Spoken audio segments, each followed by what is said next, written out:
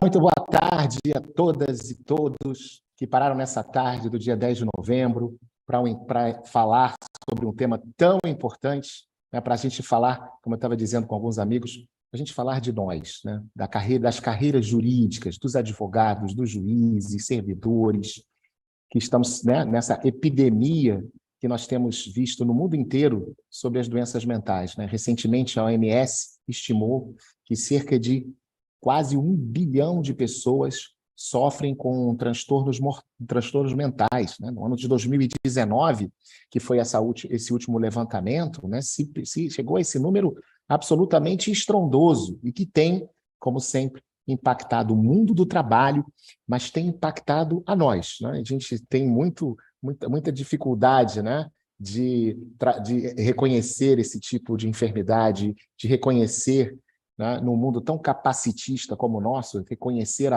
as nossas vulnerabilidades. E é isso que nós vamos falar hoje, né? Nós temos aqui grandes convidados que vão comentar, cada um sobre uma ótica, cada um sobre a sua perspectiva, tá? Sobre esse tema. Mas, antes de mais nada, eu queria agradecer ao tribunal, né, na pessoa da sua presidente Edith Tourinho, ao presidente da escola, desembargador Leonardo Pacheco, e o seu juiz auxiliar, abnegado, né, querido Fábio Gomes, por terem aberto esse espaço para a gente fazer esse evento conjunto. É um evento conjunto do Programa Trabalho Seguro, né, da qual participo eu e a desembargadora Mary Booker, né, nossa vice-presidente e gestora, né, de segundo grau do Programa Trabalho Seguro. E esse evento tem também a participação do Ministério Público do Trabalho, na pessoa do procurador-chefe aqui no Rio de Janeiro, Dr. João Batista Bertier, e também da Comissão de Estudos de Direito do Trabalho da OAB Rio de Janeiro, que hoje será representada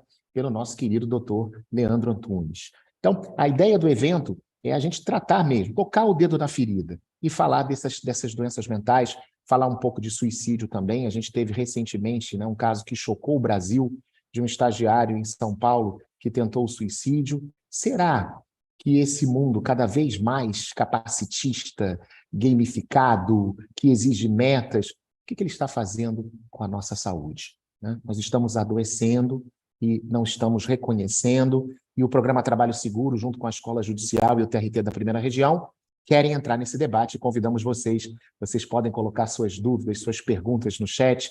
Tenho certeza que será uma tarde muito, muito, muito frutuosa, com muitos frutos para todos nós.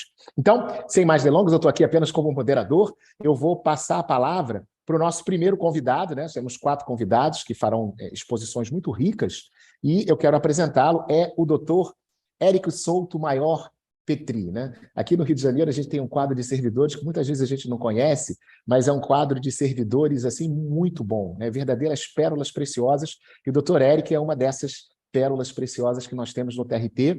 Ele é analista judiciário com especialidade em medicina psiquiátrica aqui do TRT da Primeira Região, clínico geral, né, do Hospital Federal de Bom Sucesso, tem curso de psiquiatria forense pelo Instituto de Psiquiatria do FRJ, ou seja, é um craque, né? E nós temos a honra de ter nos nossos quadros aqui do TRT da Primeira Região.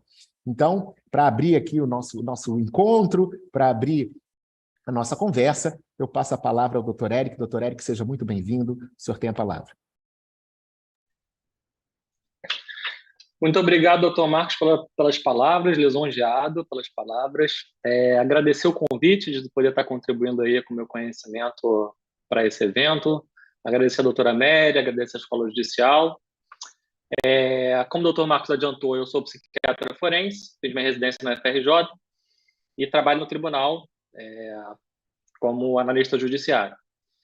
Então, eu fui designado dessa missão de hoje para poder falar sobre a ótica da medicina em relação a esse fenômeno que é o suicídio. Então, o suicídio, a gente tem dados da OMS, a gente tem em torno de 800 mil mortes por ano, é bastante coisa, globalmente, ou seja, seria uma a cada 45 segundos. E no Brasil são 32 por dia. E uma coisa que é muito preocupante é a seguinte, ao passo que o mundo vem reduzindo as suas estatísticas de suicídio, sobretudo o mundo desenvolvido, a gente vem aumentando nas Américas. E por que isso está acontecendo? Porque na década de 90, a OMS percebeu que o suicídio era um problema de saúde pública global e solicitou que vários países implantassem um plano de combate ao suicídio. Muito bem, naquela época, muitos dos países, como os escandinavos, muitos países da Europa, ocupavam o topo dos países com maior índice de suicídio, e muitos desses países implantaram o Plano Nacional já na década de 90 e início dos anos 2000. Nós, infelizmente, até hoje nunca implantamos esse plano de combate ao suicídio. Por isso, nas Américas, os países desenvolvidos vêm reduzindo a estatística e nós aumentando. Uma ocasião, eu estava no tribunal dando uma palestra justamente sobre o suicídio no Setembro Amarelo e uma espectadora perguntou, mas o que seria um plano? Então, um plano normalmente tem um orçamento, uma verba destinada, por exemplo, a treinar, a treinar médicos generalistas. A gente teve um exemplo numa ilha sueca chamada Ilha de Gotland. Aquela ilha tinha muito suicídio, e aí eles resolveram, era uma ilha com 58 mil habitantes, e eles resolveram, então, treinar os médicos generalistas para aprenderem a rastrear doenças mentais, diagnosticar e fazer o combate da melhor maneira à depressão e ao suicídio. E aí reduziu drasticamente o número de eventos suicidas naquela ilha. Alguns anos depois, 2 anos, se não me engano, os suicídios voltam a aumentar. E o que eles viram? Que os médicos que tinham sido treinados tinham ido embora da ilha. Então, olha como é importante a gente ter um plano, né? Um plano que englobe soluções arquitetônicas, por exemplo. A gente sabe que tem alguns lugares que são meio marcados por essa coisa do suicídio, né? O Shopping Pátio Brasília é um exemplo, e aí houveram obras arquitetônicas nesse shopping e diminuiu bastante, né? Outra opção seriam telefonemas, você pegar as pessoas que já tentaram suicídio e tá telefonando, ou um estudo grande, né? Pegaram dois grupos, um grupo de pessoas que tentaram suicídio e ninguém entrava em contato, e outro grupo onde as pessoas semanalmente, uma assistente social, algum agente de saúde entrava em contato, fazia contato telefônico, e viu-se que nesse grupo reduziu drasticamente o número de suicídios. Então, existem várias estratégias que deveriam ser implantadas e que até hoje a gente ainda engatinha um pouquinho sobre isso, né? Então, é importante falar sobre o suicídio. Muitas vezes o leigo tem aquela, mas será que se eu perguntar para o cara eu estou induzindo? Não, isso é é um mito, né? Assim, se você deve perguntar para uma pessoa se você tiver alguma dúvida, se isso passa, você não vai implantar essa ideia na cabeça da pessoa, esquece isso. Você deve perguntar para poder ajudar e para poder saber o que está se passando na cabeça daquela pessoa. Outro mito que eu queria aqui desfazer é a ideia de que quem quer fazer não avisa. A gente sabe que 2/3 dos pacientes que cometem suicídio já tentaram avisar de alguma maneira da ideia de autoextermínio. Bom, eu queria também colocar uma frase de impacto aqui que chama-se a felicidade só é real se compartilhada. Essa frase vem de um livro chamado Na Natureza Selvagem. Esse livro é a história real, depois se tornou um filme que tem nessas plataformas de streaming que eu acho que vale muito a pena ver. É a história de um garoto norte-americano que ele vai se desidentificando com a sociedade, ele vai achando que as coisas são muito perversas, muito materialistas, muito ruins, e ele resolve se isolar no Alasca. E aí ele acha que sozinho ele vai ficar bem. E quando ele se isola, o plano dele não era morrer, mas ele, só estou dando spoiler aqui, ele acaba falecendo, e antes de falecer ele escreve. Ele percebeu o quanto ele precisava da sociedade. Ou seja, a felicidade só é real se for compartilhada. A gente precisa do outro. Nós somos seres gregários. A gente precisa do outro. A gente precisa da família, do padre, do filho, do futebol. A gente precisa disso, né? Por que eu estou falando isso? Porque eu queria entrar aqui com uma ideia do Durkheim. O Durkheim é o pai da sociologia, um filósofo fantástico, que em 1898 escreveu um livro chamado Suicídio, onde ele expõe uma teoria fantástica que diz assim, o suicídio é sempre um fato social. O suicídio sempre tem a ver com algum tipo de deturpação entre o seu ego e o ego social. Como assim, Érica? Então ele nomeou 3 tipos de suicídio. Olha só. Um deles é o suicídio egoísta. O que é o suicídio egoísta? É quando o ego do cara vai se deslocando do ego social. O que a gente vê muito no deprimido? Ah, doutor, não tenho mais vontade de interagir, eu não quero mais conversar com a minha esposa, eu não quero mais sair com meus amigos para beber um chopp, eu não quero mais passear no shopping. Ele vai se isolando. Essa é o primeiro passo, né, de um evento que pode culminar no suicídio, o isolamento social, num suicídio que a gente diz suicídio egoísta. Egoísta porque é a separação do ego dele, né, é a desestruturação dessa relação social dele com o meio social. A gente tem o suicídio altruísta, também descrito por Durkheim, que é o contrário. É quando o ego dele está tão imbricado na sociedade que se confunde. Por exemplo, os kamikazes no Japão, os vietcongues na Guerra do Vietnã, ou o World Trade Center, né? Aqueles caras que se jogaram, se explodiram um avião, é quando ele doa o ego dele totalmente para terceiros, né? E o suicídio anômico é o suicídio que acontece em função de algum caos. A anomia é a quebra de regra social, né? Entra algum caos social. Uma ocasião, eu fui dar uma palestra justamente sobre esse assunto e tinha acabado de acontecer um crime terrível na Barra da Tijuca, onde um cara matou os 2 filhos, a mulher, e se jogou lá do apartamento. O que aconteceu? Ele perdeu o emprego, ele teve uma falência, que foi mais ou menos o que aconteceu na crise da Bolsa de 29, né? Muitas pessoas, no meio dessa desestruturação social, se perdem e acabam tomados por desespero e desesperança, que são uma emoção, né? Desesperança é uma emoção e desespero, aliás, um desespero é uma emoção e a desesperança é um sentimento. São 2 dos sentimentos mais perigosos, mais relacionados ao suicídio, o desespero e a desesperança. E aí o cara acaba cometendo esse suicídio. Então, nota que o Durkheim ele traz sempre essa deturpação da relação social como um fato totalmente necessário para o suicídio. E a gente vê que nas estatísticas epidemiológicas hoje, o Durkheim tinha razão. Quer dizer, o casamento protege contra o suicídio. E olha, o homem que gosta de brincar, fazer piada, é mais protetor o casamento para o homem do que para a mulher. Então, o casamento, a religião, e nota que os muçulmanos se matam menos do que os protestantes. Por quê? Porque os muçulmanos têm uma relação mais forte com a religião. A família, muitas vezes eu ouço, eu não faço nada por causa do meu filho, eu não faço nada porque minha mãe vai ficar mal. Então, nota como epidemiologicamente essa teoria do Durkheim foi comprovada. E não posso deixar de falar o trabalho. Os desempregados acabam cometendo suicídio com uma frequência maior. A perda do emprego é um fator estressor importante.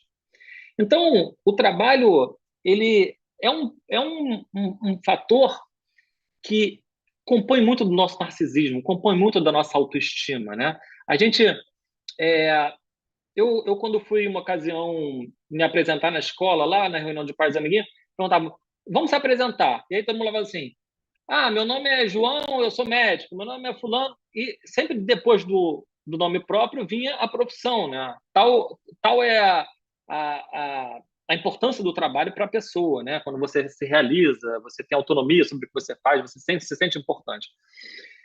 E o trabalho, ele não só é uma fonte de saúde, como também, atualmente, tem sido cada vez mais uma fonte de doença. E aí é o tema da palestra. O trabalho levando ao suicídio. É um contínuo. Você começa numa situação de estresse laboral, você evolui para uma situação de exaustão física e mental, você evolui para um quadro que a gente chama de transtorno de adaptação, onde surgem sintomas depressivos, ansiosos, alteração de sono, e você pode evoluir para uma depressão grave e, eventualmente, um quadro de suicídio. A gente tem visto isso com uma frequência. Eu, casualmente, estava assistindo essa semana uma série no Netflix um cara chamado Carlos Góes, né? Aquele libanês que foi CEO da Renault, né? Aí a Renault estava totalmente quebrada, o que ele faz? Ele chega lá, corta gasto para caramba, como? Ele corta não sei quantos mil empregos. E aí quem está lá começa a trabalhar muito, e aumentou muito o número de suicídios, na série até mostra um pouco isso, né? Por conta do excesso de volume de trabalho e de responsabilidade. Bom, é interessante também contextualizar um pouquinho da história, né? Assim, bom, muitos de vocês têm interesse por direito do trabalho, então já conhecem a história do Taylorismo, do Frederick Taylor, mas foi um momento importante, um momento onde o Taylor começa a tentar estudar de que maneira que ele poderia ter maior lucratividade, e aí você começa a ter uma inversão de um padrão do trabalho servir ao homem com o bem-estar para o homem servir ao trabalho e à produtividade sem se importar muito com a saúde do trabalhador, né? Então, algumas das coisas que o Taylor tentou implementar naquela ocasião, né, início do século XX, foi, por exemplo, segmentar a linha de produção. Ele falou assim, não, o cara leva lá 1 hora para poder fazer um relógio, ele sobe, pega o vidro do relógio, aperta 4 parafusos, bota o ponteiro. Ah, não, pelo amor de Deus, está demorando muito. A gente vai fazer assim, ó. Um vai lá e sobe e pega o vidro, o outro desce, um aperta uma porca, outra, e vai fazendo uma linha de produção. Assim a gente consegue otimizar a produção. E aí, isso trouxe o quê? Uma desapropriação do saber. O cara já não sabia mais montar um relógio, ele só sabia apertar a terceira porta. Isso trouxe uma perda de autonomia, por exemplo. E a perda de autonomia, a gente sabe que hoje é um dos maiores fatores relacionados ao burnout, à sobrecarga. Quando o cara não tem autonomia para criar, para poder fazer o dele, para poder fazer a maneira dele, respeitando a individualidade de cada ser humano, isso favorece muito o surgimento de doenças do trabalho. Uma outra coisa que é importante a gente falar é que, nessa ocasião, os operários foram padronizados de uma maneira contínua. Então, não se respeitava muito a individualidade. Você fazia parte de uma máquina. E se você não prestar mais para apertar aquela terceira porca, você está demitido, está dispensado. Além disso, tinha uma política também de controle rígido, um troço que eu acho péssimo. Eu, particularmente, sou professor. E quando eu ia dar aula, dei muita aula fora do Rio, às vezes entrava o dono da pós-graduação e ficava me olhando, eu já ficava meio... Eu não ficava à vontade, né? Os meus colegas cirurgiões, eles também não gostam quando tem um outro colega parente olhando, supervisionando o trabalho. Então, essa supervisão rígida acontecia assim, ó, você que aperta a terceira porta do relógio, vai ter alguém da gerência te olhando, e a cada vez ele vai estar te fazendo uma observação. Então, esse controle rígido também foi um advento péssimo. E olha, nota que assim, eu estou trazendo o Taylor, mas não é que porque ele ficou na história, é porque isso está arraigado até hoje. É porque ainda há maneiras de gerir péssimas que têm isso tudo que eu estou elencando aqui como forma de funcionamento gerencial que favorece muito o burnout e as doenças do trabalho. Uma outra coisa que o Taylor trouxe foi a bonificação. Se você produzir tanto, você vai ganhar tanto. E aí a gente vê muito isso, né? Isso eu particularmente vejo com bancários, né? Eu, uma época, fazia perito do juízo. Eu era perito do juízo quando era permitido, né? Depois, por ser funcionário do tribunal, eu já não podia mais fazer. Mas eu vi muito juiz, eu vi muito bancário chorando, dizendo assim, olha, a gente tinha que ludibriar analfabeto, a gente tinha que ludibriar idoso para poder bater meta, porque as metas são inatingíveis. E aí você fica num conflito moral. E está aí uma outra coisa que favorece muito o burnout. Quando você é obrigado a fazer alguma coisa que tem um conflito moral. Tudo isso é literatura de burnout que eu estou trazendo para vocês, tá, gente? Estou contextualizando um momento histórico, mas todos esses fatores que eu estou elencando são causas importantes. Como eu não vou poder esgotar todas as causas de burnout, estou linkando algumas aqui, sobretudo pensando no judiciário, que eu sei que muitas vezes, com exceção da bonificação, trabalha normalmente com excesso de carga de trabalho, etc. Uma outra coisa era a perda de coletividade. O Dr. Marcos falou sobre isso, né? A sociedade hoje está muito competitiva. E aí, o cara chega e olha para o lado, será que esse cara vai conseguir roubar meu carro? Será que esse cara vai conseguir passar à minha frente? E nessa ocasião da linha de produção, se o cara atrasasse porque a mãe dele teve um problema, o cachorro faleceu, todos os outros ficavam pé da vida. Falavam, o cara atrasou, eu não vou mais conseguir produzir 3 mil relógios hoje porque o cara atrasou. E aí houve uma perda total da coletividade, né? Então, a classe operária na época ficou muito rachada. Aí queria trazer um outro assunto também para vocês. Desculpa eu estar falando rápido, gente, é porque estou tentando acertar o tempo aqui dos 20 minutos. Tem outra coisa que é a ideologia defensiva. Isso eu queria muito falar. Porque é incutido na sociedade em geral, eu não sei de onde, já tentei pesquisar, tem algumas ideias, mas eu não sei de onde, a ideia de que adoecer por motivo de trabalho é fraqueza, que adoecer por motivo de trabalho é vagabundagem, é malandragem. Então, quando o cara começa a adoecer, o que acontece? Em primeiro lugar, ele tem um preconceito contra ele, então ele não aceita aquilo. Não, eu não sou fraco, porra, o trabalho está me derrubando? Não, pelo amor de Deus. Então começa a ter o quê? Um presenteísmo. O cara vai trabalhar doente, não está dormindo direito, não está conseguindo se concentrar direito, não está produzindo bem do jeito que produzia antes e continua frequentando o trabalho. Até que em algum momento aquilo evolui para uma depressão, porque a depressão leve ele ainda tem condições laborativas, ok. Quando você entra na moderada, começa a ficar ruim, e na grave você não tem nenhuma condição laborativa.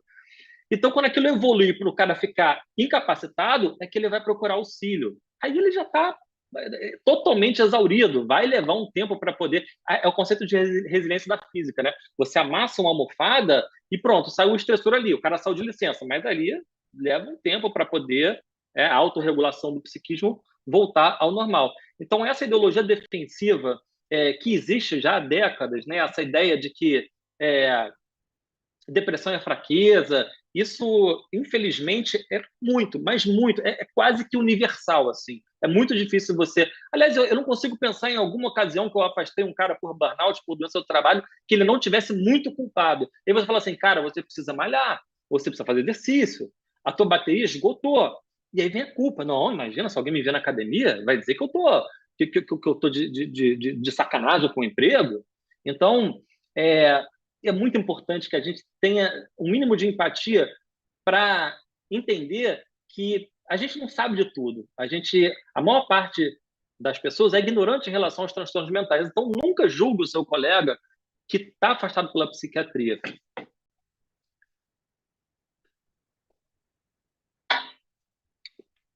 Olhando aqui o tempo. Bom, então, o que é o burnout? Né? Eu procurei trazer exemplos do que mais acontece no meio jurídico, da minha experiência de consultório e do tribunal. O burnout, então, burnout vem do termo inglês, é aquilo que deixou de funcionar, que queimou, pifou, acabou a energia. Foi descrito em 74 por um psicólogo chamado Freudenberg.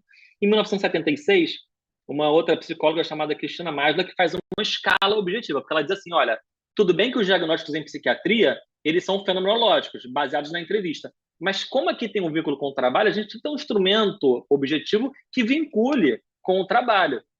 Bom, ela fez esse instrumento, é um instrumento que é validado, e a gente faz o diagnóstico assim. Eu tenho muito medo do momento atual que a gente está vivendo, porque existem muitas correntes hoje atuais que tentam dizer que burnout não existe, que esgotamento profissional não existe, e contestam, por exemplo, a MBI, que é uma escala usada há 40 anos, né?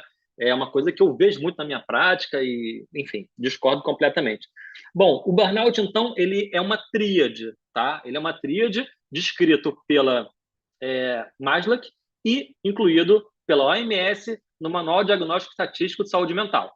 Essa tríade ela é composta por exaustão emocional, exaustão física, fadiga e emocional, a despersonalização, que é uma perda de empatia com o seu cliente, uma coisificação do seu cliente, um alheiamento ao outro, e a desrealização profissional, quando você passa a imaginar que você já não vale mais nada para aquele trabalho, que você não consegue contribuir para os seus amigos.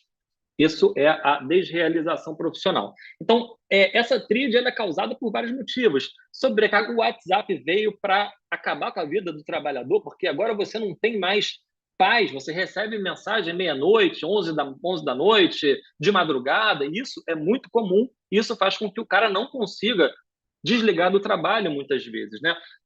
Eu estou trazendo aqui, mais uma vez, se eu fosse trazer a lista das causas elencadas de burnout, seriam muitas. Estou tentando trazer o que mais eu ouço de relato dentro do âmbito do direito. Então, a sobrecarga de trabalho, trabalhar com grandes responsabilidades.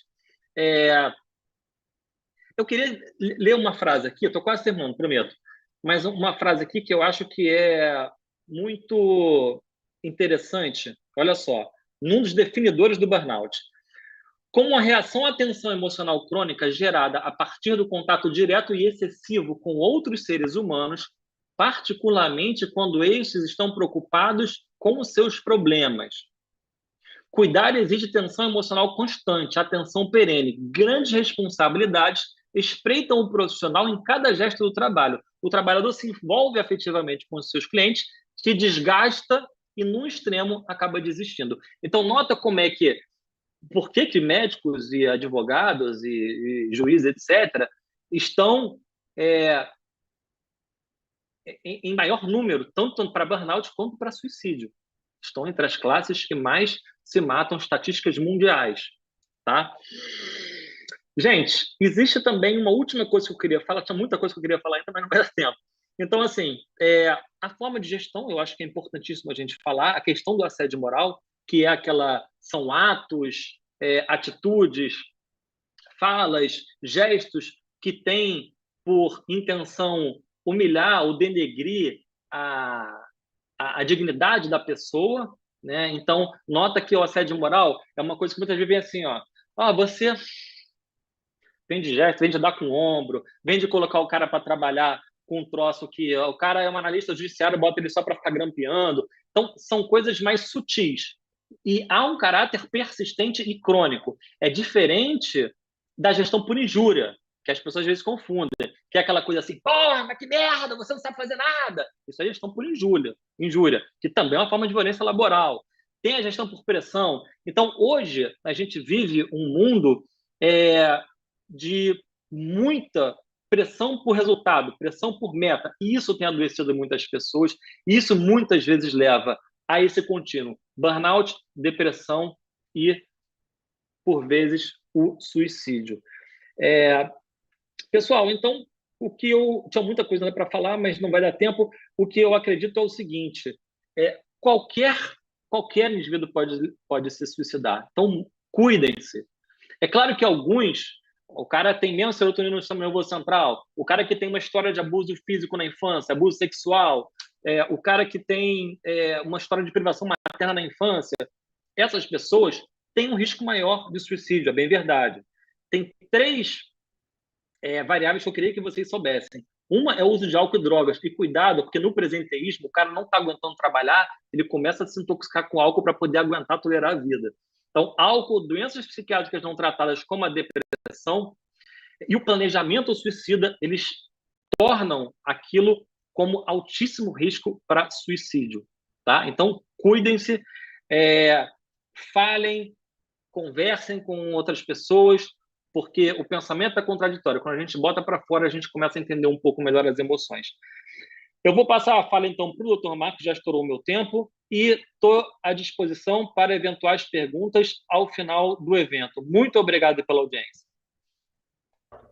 Nós que agradecemos, doutor Eric. Muito obrigado aí pela brilhante colocação. A gente tem pouco tempo, né? Mas eu gostei muito, particularmente, dessa questão aí da ideologia defensiva, né? Quantas vezes a gente se defende dizendo, mas eu estou doente, estou trabalhando, não posso adoecer. Eu falo por mim, tá? Quantas vezes eu fui fazer audiência doente, porque achava que era minha missão, né?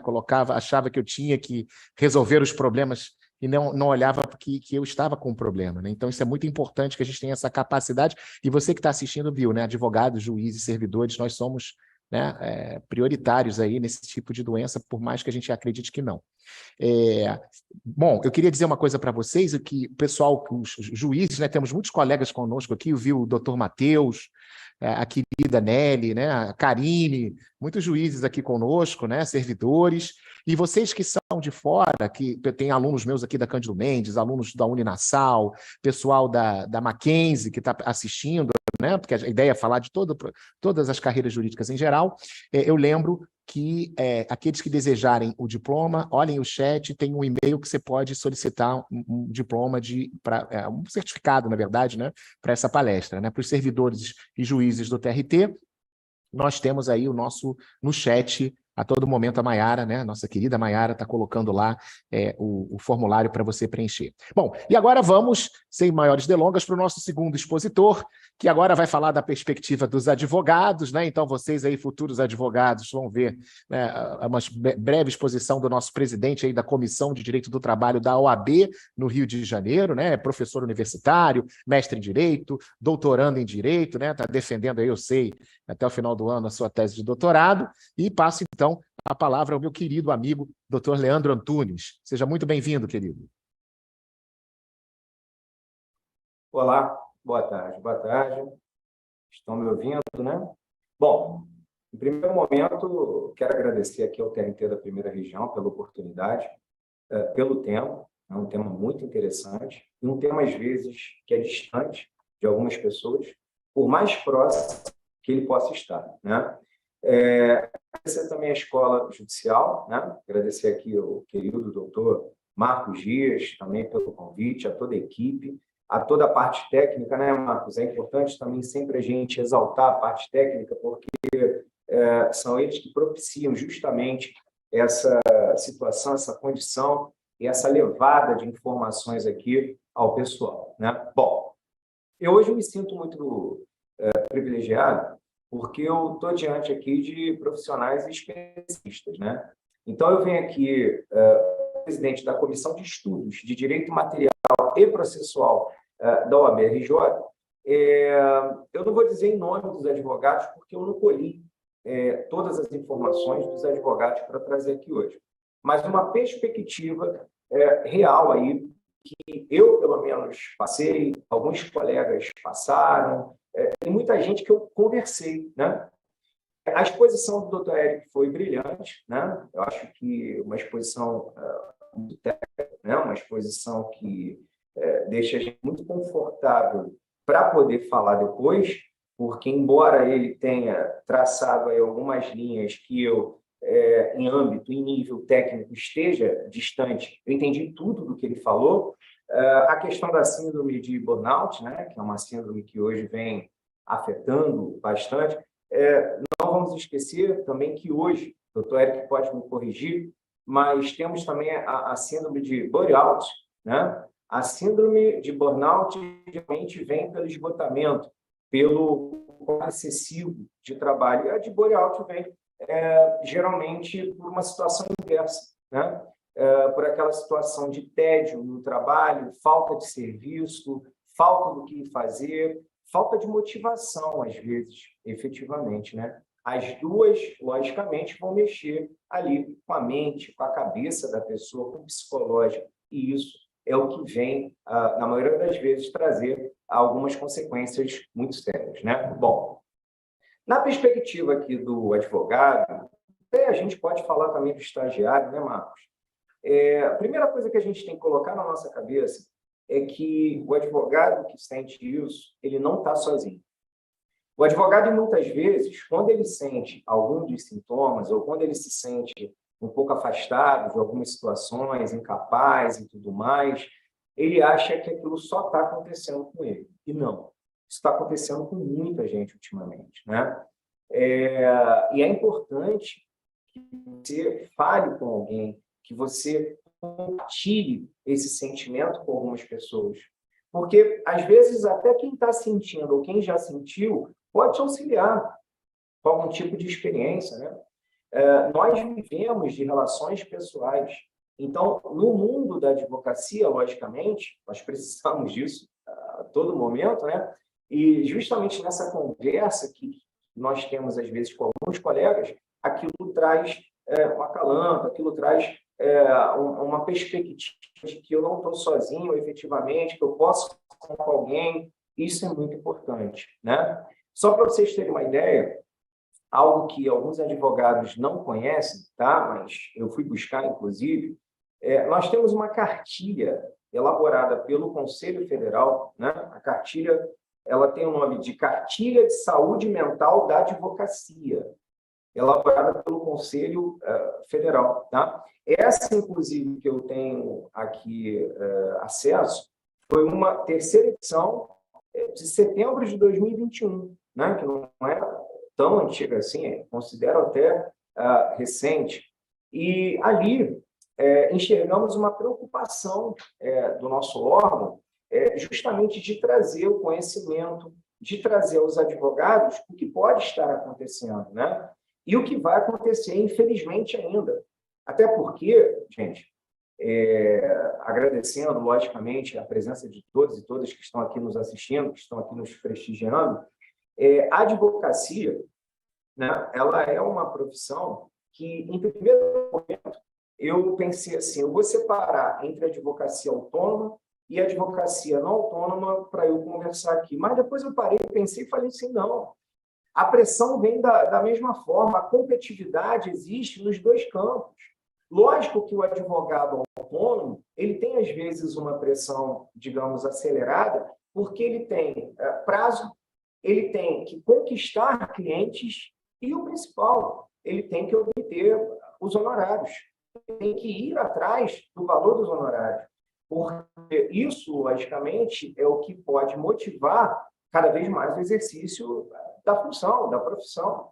Então, quando o advogado, por exemplo, o contratar, né, o advogado de um escritório, que trabalha em escritório e tudo mais, por mais que ele possa pensar, olha, de qualquer jeito, o meu vai estar lá no final do mês e tudo mais, a gente sabe que não é assim. Porque esse advogado que está ali contratado, ele vai ter que dar resultados, ele vai ter que mostrar para o seu indicador, para o seu tomador, o que seja, que está ali sendo produtivo. E, repito, a competitividade é muito alta.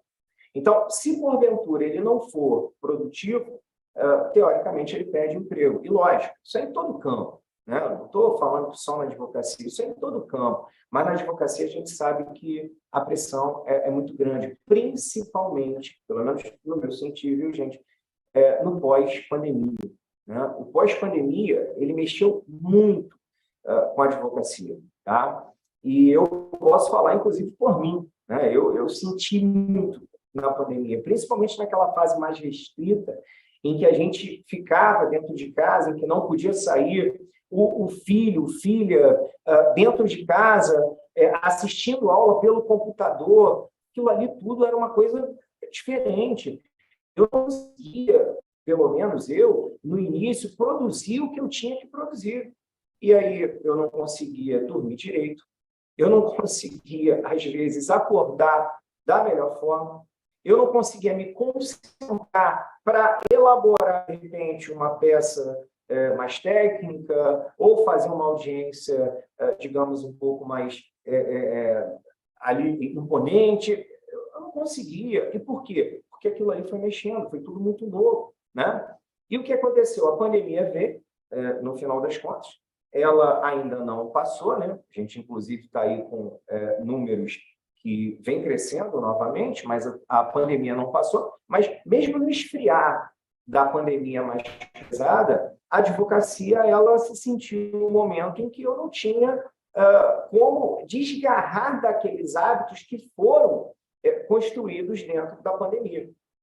Um exemplo clássico, o doutor Eric até citou aqui, é o WhatsApp. Né? Ao mesmo passo que o WhatsApp ele é um veículo, uma rede social de comunicação excelente, né? A gente hoje consegue falar com as pessoas de uma forma muito mais rápida, de uma forma, às vezes, até muito mais líquida e tudo mais, o WhatsApp virou quase que um sentinela da comunicação. Né? E eu digo isso pelo seguinte, eu tenho muito tempo, um cliente no escritório, e aí numa conversa ali, né, numa primeira conversa, numa primeira reunião, o cliente virou para mim e disse assim, olha, o senhor tem WhatsApp? Eu falei assim, olha, eu tenho, mas eu não forneço. A gente tem aqui o WhatsApp do escritório que a gente fornece, o senhor pode mandar no horário comercial. Aí ele virou para mim e disse assim, olha, desculpa, mas eu estive no advogado e ele falou que podia me dar o WhatsApp dele, porque eu posso ter uma dúvida no meio da noite.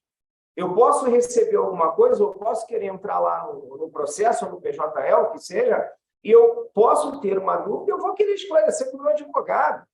Eu falei, olha, tudo bem, eu concordo com você, mas você vai ter que esperar um pouquinho. Você vai ter que esperar um pouquinho até o dia seguinte, no horário comercial, para tirar essa dúvida. Porque eu não vou tirar a sua dúvida 10, 11, meia-noite, 1h da manhã e tudo mais. Outro dia, um cliente me mandou uma mensagem 2h da manhã, conseguiu o meu contato e me mandou 2h da manhã. E nesse dia, eu cometi a enorme besteira de deixar o celular tocando, né, com toque, né, e tal. E tocou, assim, fez o sinal, né, de que estava chegando mensagem 2h da manhã. Olha aí, ó, eu acordando, pegando o meu celular para ir ver uma mensagem do meu cliente que estava me cobrando uma situação que não tinha acontecido. E sabe o que foi? Uma coisa que os advogados passam bastante, né? Lá no sistema tem aquela famosa frase, né, do decorrido prazo de fulano. Por mais que você tenha cumprido o prazo, aparece decorrido o prazo de fulano. Ele viu essa mensagem, ele ficou desesperado, me ligou, falando que era o processo da... Quer dizer, mandou mensagem, falando que era o processo da vida dele e tudo mais, como é que eu poderia ter perdido o prazo e tal. Sabe o que aconteceu? Eu levantei, fui ver o processo, fui habilitar lá no computador, ver o processo para enxergar que efetivamente eu não tinha feito nada de errado. 2h da manhã. Aí você vai virar para mim e vai me perguntar assim, poxa, mas você não lembrava de cabeça o que você tinha feito? Não, claro que não. Eu não lembrava direito nem o caso dele, quanto mais como é que estava o processo naquele momento.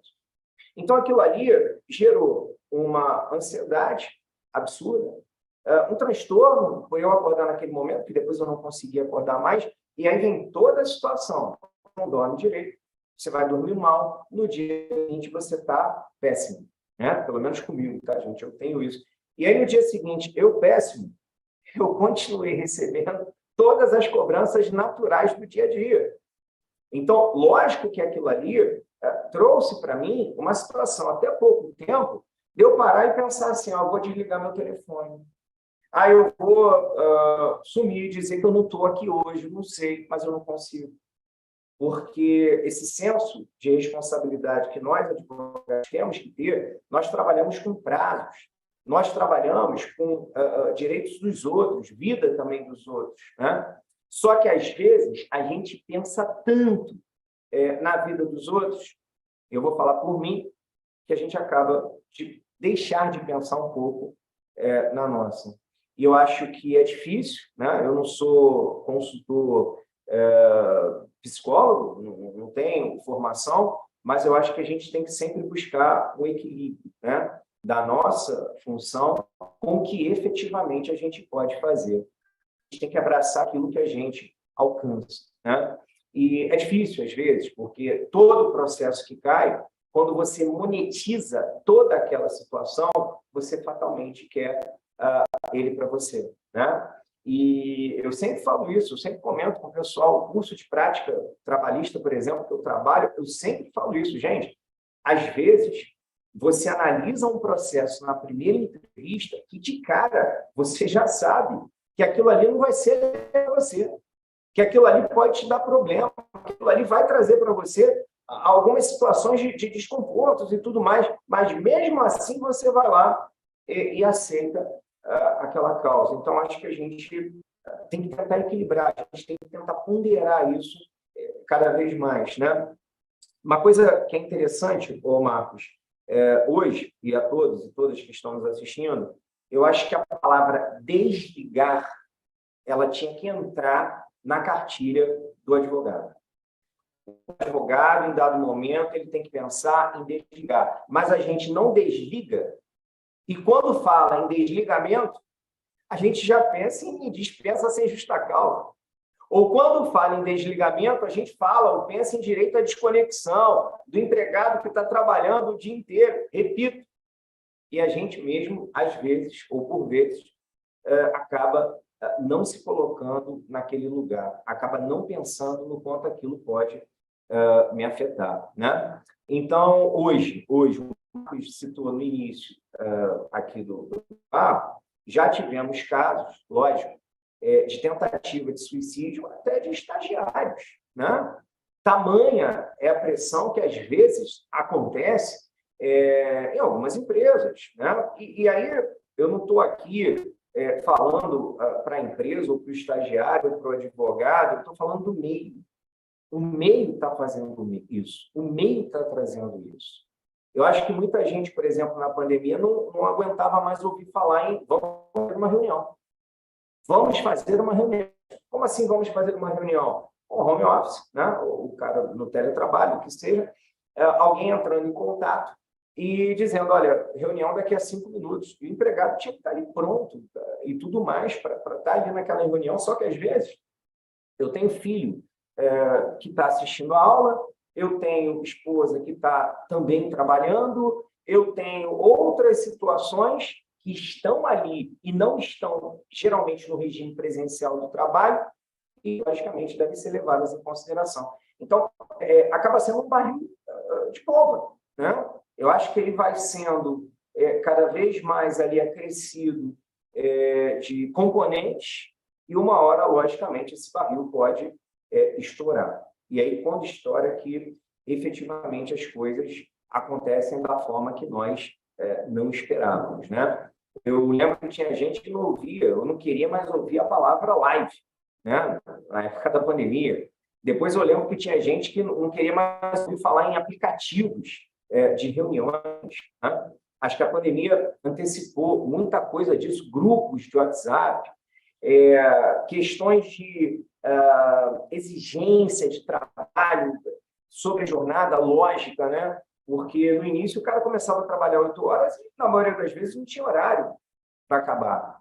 Muitos colegas aí, advogados e advogadas, nesse momento estão me ouvindo e estão pensando assim, Leandro, eu sou até hoje assim, eu ainda não consigo parar de trabalhar, eu não tenho hora para falar. Eu estava conversando com alguns colegas e eles estavam até falando sobre isso, né? Poxa, sábado e domingo é o dia que eu vou ler as publicações todas, é o dia que eu vou separar os prazos, é o dia que eu consigo direcionar o que fazer na semana para que eu consiga dar conta de tudo, né? Porque se não for assim, eu não consigo dar conta de tudo. E aí, lógico, não querendo entrar aqui na esfera do Dr. Eric, ele sabe disso muito melhor do que eu, mas uma situação que eu vejo, uma questão que eu observo, são as necessidades e sensações não desejadas. Quando você tem uma necessidade de fazer alguma coisa e você tem uma sensação que você não queria, você não quer fazer. Mas, como já disse bem aqui o Marcos e o Dr. Eric, né?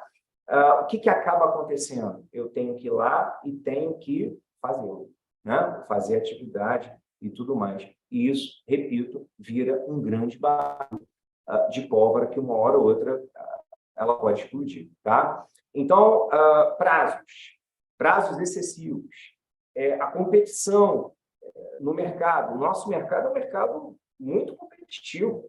Nosso mercado hoje é um mercado, às vezes, até, digamos, a gente tem que repensar o que está acontecendo, né? Porque algumas pessoas, naquela ideia de conquistar o cliente, acabam realizando determinadas situações que não seriam as mais aconselháveis. Então, isso é muito importante para a gente, né? Que saudade do cliente quando o cliente só ligava para o escritório, ou que saudade do cliente quando ele só mandava e-mail, tá? Esse WhatsApp hoje é algo que, repito, é uma rede social super interessante, eu utilizo pra caramba o dia inteiro, mas às vezes ele é um pouco traiçoeiro, tá? Então, esse quadro de ansiedade que o cliente tem, se a gente não conseguir efetivamente domar, esse quadro de ansiedade vai se refletir no advogado. Por quantas e quantas vezes, meu colega advogado, minha colega advogada, você já não abraçou o problema do seu cliente como se fosse seu? Quantas e quantas vezes você já não abraçou aquela causa como se fosse uma causa sua, né? E, logicamente, que isso tudo vai trazendo situações, consequências ao longo do tempo que são irreversíveis, né? O doutor Eric falou aqui bastante no suicídio, né? E, repito, eu acompanhei muito essa questão e eu sofri muito também nesse período, mas, curiosamente, os assédios morais, por exemplo, eles subiram nesse período, né? Não sei se curiosamente para vocês, mas em primeiro momento, curiosamente para mim, e essa ideia de você mandar a mensagem, você poder colocar através de um aplicativo e você não ter a pessoa ali no olho do olho, ela traz uma certa coragem. Coragem no bom sentido. Coragem que, às vezes, não viria se efetivamente eu tivesse com aquela pessoa ali próxima a mim. Não é com força de agressão, não é isso que eu estou falando. Eu estou falando coragem para soltar ali efetivamente o que a pessoa está querendo falar. E o online ou os aplicativos acabam fazendo com que, às vezes, sejam faladas coisas da forma que não deveria ser falada, né? As coisas são faladas de formas que não deveriam ser faladas. E eu lembro até que uma vez eu fui escrever uma mensagem do WhatsApp e eu escrevi uma mensagem péssima. Mas não foi por intenção. É porque você saiu daquele jeito, a mensagem não foi legal, a mensagem não foi bacana. Aí eu mesmo vi a mensagem, nem apaguei, peguei e gravei o famoso áudio, né? É outra coisa também que a gente tem que tomar muito cuidado, né? Os áudios, às vezes, eu, por exemplo, quando eu recebo áudio de 6 minutos, 7 minutos, gente, sendo muito sincero com vocês, de cliente que eu estou falando, logicamente, né? Quando eu recebo um áudio de 6 minutos, 7 minutos, aquilo ali já me causa uma dor, um negócio estranho, porque parece que nos 6 minutos e 7 minutos eu vou sofrer ataques. Parece que nos 6 minutos, 7 minutos, eu vou ter cobrança excessiva do meu trabalho, quando na verdade não. O cliente às vezes só quer desabafar, quer falar o que ele efetivamente acha e fazer algumas perguntas, e eu podia ter resolvido ouvindo ali naquele momento.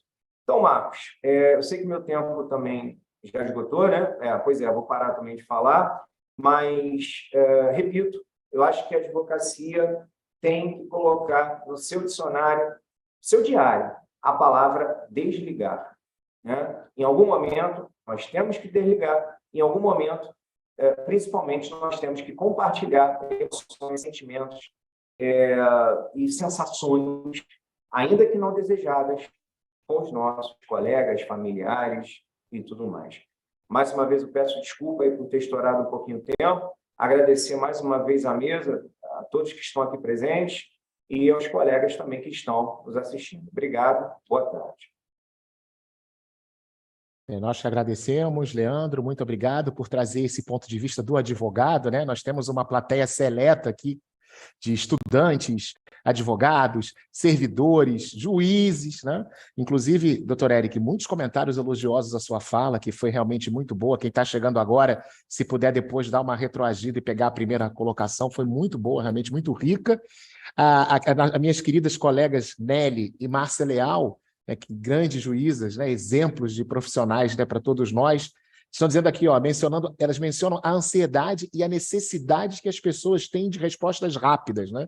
Isso é uma coisa impressionante nos nossos tempos. Querem ser, né, que o processo ande rápido, que as respostas sejam rápidas. Outro dia uma pessoa me mandou uma mensagem, eu demorei um tempo, né? A pessoa viu que eu tinha visto, mas não deu tempo de responder, e ela reclamou naquele mesmo momento, né? Então vejam como isso é algo da nossa vida. Bom, eu vou, sem maiores delongas, passar agora a palavra para o representante da magistratura, né, o querido Cláudio Freitas, né, que é mestre em Direito, doutor em Direito, está indo para o 2º doutorado para ser meu colega lá na UERJ. O homem não é mole, não, esse gosta de estudar, né, professor universitário, né, tem uma das CLTs comentadas, né, junto com a juíza Amanda, né, mais interessantes e completas que a gente tem aí, e eu, além de tudo, é meu amigo, né, um grande ser humano. Cláudio, passa a palavra para você, dê seu recado, 20 minutinhos, falando desse tema tão importante para nós juízes também. Tá joia, meu amigo. Obrigado pelas palavras elogiosas, sempre exageradas, né, querido? A amizade sempre é boa por isso. E você sempre me coloca numa posição muito delicada, né, Marco? Depois do doutor Eric e depois do doutor Leandro e antes do meu mestre João Bettier. Aí me complica, mas vou tentar passar aqui da melhor forma possível. Então, uma boa tarde a todos e todas. E eu aproveito aqui o gancho do querido professor Leandro, dessa temática, né, já focando um pouco para a nossa área jurídica, mas, claro, sem, obviamente, largar a questão do doutor Eric, é que esse tema, pelo menos para mim, me é muito peculiar e me toca muito por dois motivos. O primeiro motivo é que, em um processo realmente particular em que estava instruindo, observei que um cidadão, que era um trabalhador, um gerente de uma grande empresa durante muitos anos, ele foi acompanhado da sua mãe, isso me chamou muita atenção, uma pessoa que trabalhou lá por quase 15 anos na empresa. Em algum momento, no meio da audiência, ele saiu correndo. E a mãe, realmente, eu vi que ele não estava aí falando muito bem, a mãe acompanhou e depois falou que ele veio a adoecer mentalmente em razão da sobrecarga de trabalho, ele estava fazendo acompanhamento e naquele dia ele não quis tomar o remédio e saiu literalmente correndo do prédio. Além disso, e aqui agora sim, aproveitando o gancho do doutor Leandro, e aí eu falo uma situação que infelizmente vai acontecer, se é que já não aconteceu. Todos nós já tivemos, estamos tendo ou teremos em algum momento alguma questão relacionada, por exemplo, ao burnout, ou ao bore-out, ou ao brownout, também tem uma série de possibilidades nos dias de hoje. E eu fui uma vítima da minha própria tese. Em 2012 eu escrevi sobre burnout pela primeira vez, em 2015 pela primeira vez e única, me afastei do tribunal por burnout. Então, é um tema que me chama muita atenção, e eu venho estudando ao longo desses quase 5 anos, né? Mas o que chama sempre a nossa atenção é que vai sobrecarregando e vai criando um ambiente cada vez mais propício para esse tipo de adoecimento. A nossa vida ela se tornou um verdadeiro tique, tudo vai sendo ticado. Nós nos formamos, nos casamos, temos filhos, fazemos mestrado, doutorado, viajamos e tudo vai sendo ticado como se fosse uma verdadeira rede social. E tudo acaba levando, né, ou se tornando automático. A vida se torna automática, a vigilância com a família se torna automática, a vigilância de um empregado para com outro empregado se torna automática e, acima de tudo, a cultura do medo. Freud sempre falou muito bem disso, eu não sou aqui expert no assunto, mas dentro da leitura, sobre inibição, sintoma e medo, que a cultura do medo é um dos grandes males da sociedade atual. Afinal, não há melhor moeda de troca dos afetos humanos que não o medo. Você impor o medo ou você sentir o medo é a melhor forma de moeda de troca. E você não sabe, mas a sua subjetividade ela vai sendo cada vez mais capturada. Isso independe do cargo que você exerce ou da profissão que você exerce, por mais que seja aquilo, eu não gosto da expressão, mas é utilizada, um cargo chamado subalterno, ou um cargo gerencial, ou um cargo nosso da magistratura que se submete cada vez mais às metas e metas e metas, e o número cada vez mais reduzido de juízes. Nosso TRT1 é um grande exemplo disso, cada vez temos menos juízes, e esses juízes estão adoecendo. Então, não importa o cargo. Fato é que, isso eu ouvi muito bem de um psicólogo, o Dr. Jorge, que trabalhava aqui no Sereste, aqui de Campos, ele dizia, um exemplo muito didático, olha, imaginem que nós tenhamos duas garrafas, e nessas 2 garrafas nós temos ali 1 litro relacionado à nossa vida social e 1 litro relacionado à nossa vida profissional. Tudo devidamente equilibrado. Afinal, o trabalho, como o Dr. Eck colocou, é uma fonte de saúde, é uma fonte de dignidade, mas é uma fonte de doença. A partir do momento em que nós colocamos um pouquinho ali do nosso trabalho no lugar da nossa vida social, em algum momento, aquele pote ou aquele vasilhame, ele vai transbordar. E aí começam a surgir os problemas. A literatura nos ajuda muito a entender isso, Marquinho. O Gilles Lipovetsky fala que nós vivemos um império do efêmero. A Marie-France Rigoyen fala do mal-estar no trabalho. O Michael Fleury fala da era da loucura. O Vladimir Safatlali fala do circuito dos afetos. O Bauman fala do tempo líquido. O Moise Postone fala do trabalho, tempo e dominação social. E o Dejus, que é o grande papa, fala da banalização da injustiça social. Cada vez mais somos capturados, nos capturamos, não sabemos como nos posicionar e não há um órgão de proteção social que saiba também buscar uma proteção daqueles que estão sofrendo. Então, um problema que surge é do trabalhador que não sabe se manifestar ou não sabe com quem se manifestar, é do empregador que às vezes nem sabe que aquela cultura que ele está impondo, que pode ser do medo, e está ali circundando os afetos do trabalhador, ela é prejudicial, é dos sindicatos que não sabem tratar disso, dificilmente, rarissimamente, peguei aqui 3 ou 4 casos de negociação coletiva em que houve preocupação com os aspectos psicológicos do trabalhador, É do Ministério do Trabalho e Previdência, que não tem uma NR sequer que trata de questões psicológicas. Tem lá um pontozinho, um item lá do trabalho em espaço confinado, que fala lá sobre riscos psicossociais, um ou outro ponto, 37.3, enfim, uma questão muito peculiar. É o Ministério da Saúde que prorroga, divulga e solta inúmeras portarias relacionadas a vamos fazer agora um programa nacional de saúde, atenção ao trabalhador e à trabalhadora, e coloca e vai jogando informação como se isso fosse muito fácil, fosse muito simples, fazermos uma equipe multidisciplinar, devidamente matriciada, ou seja, devidamente equipada e treinada, quando na prática isso é uma balela. E claro, vai caber, eu vou deixar para o professor Bettier, que é melhor do que ninguém para falar sobre o Ministério Público do Trabalho, e nós, juízes do trabalho, magistratura do trabalho como um todo. Será que a gente conhece o adoecimento mental?